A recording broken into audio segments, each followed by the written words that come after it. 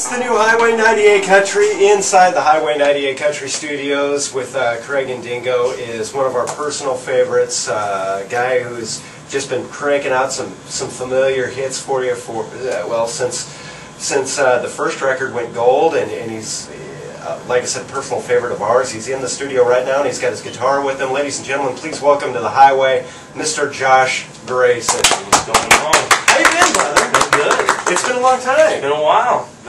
Yeah, well, let's catch up here. Everything that's been going on since we spoke last, but I mean, you've got a lot of irons in the fire right now. I do. I've got a single over in mainstream AC radio right now called "Long Way to Go." We're about to launch a single for country music called "Can't Say Goodbye" that has huge backing with Sears. I did that in conjunction with Sears, actually. So new album coming out September 6th. A lot of things getting ready to happen at one time. And obviously you're a guy who's been writing a lot too. Yes. And I'm a big fan of your writing style. Thank you. Some of your stuff and you can see it in your crowds too.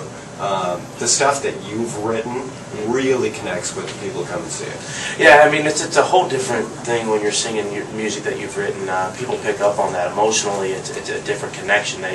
They know that it's come from something inside you, as far as, you know, going through it or seeing it or just being involved with it somehow, and they really pick up on that. It's a lot. So it's a lot different than singing someone else's song that, you know, they've written in Nashville, right, as opposed to writing them yourself and singing them. The emotion it's much more evident. Now we say that, but I have to backtrack a little bit, because one of the songs that you didn't write but you knocked out of the park and everybody loves is a song that I don't understand why you decided that you had to make it even faster when you play it live.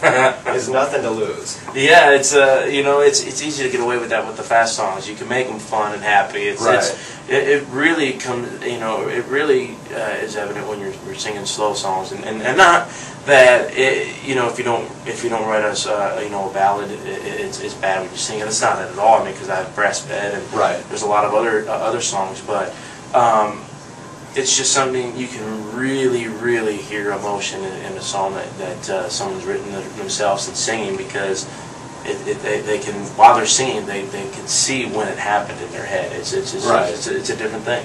Have you ever, and be honest, have you ever lost your place in that song? Have you ever gotten in front of yourself? I think one time, not recently, but one time I did. I think, I can't remember. It's so automatic for me now. It's just like, it just comes out. I don't even realize when I'm singing by the time the song ends. Right. I'm like, I don't even know that I'm through it. It's a crazy song, and I was lucky enough to get a chance to do it. In studio with Josh Gracin on the new Highway 98 Country. Now, you've got the hits, Nothing to Lose, I Want to Live, Brass Bed, the list goes on and on. You've got new material as well. Talk a little bit about what we're going to be hearing, because you got the guitar, and we want to do something live. Talk a little bit about the first single and the new project as a whole. Well, Long Way to Go is the first single that we've taken to mainstream radio, and we just wanted to try something different with, you know, kind of build that bridge again with the fans that watch me on American Idol but don't listen to country music, but also wanted to stay true to, you know, what's supported me the last 8 years. So we were trying to figure out a way to do that, and listening, you know, down the album once we were done with it, you know, it's really a universal album. I mean, it could play in country, but it could play in other places. Right. You know, it's just, that's always the way that I've been. My music has kind of been like that to begin with, for anybody who has the first or second album.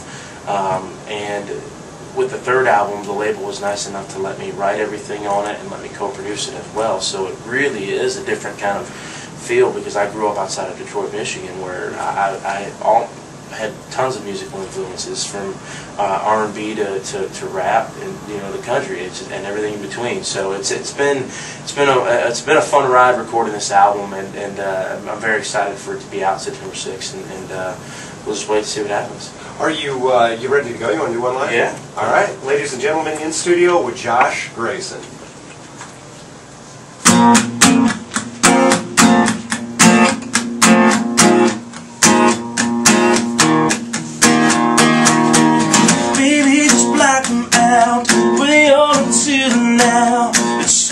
What love's about, yeah, tell me that you shall till tonight, and this just don't feel right.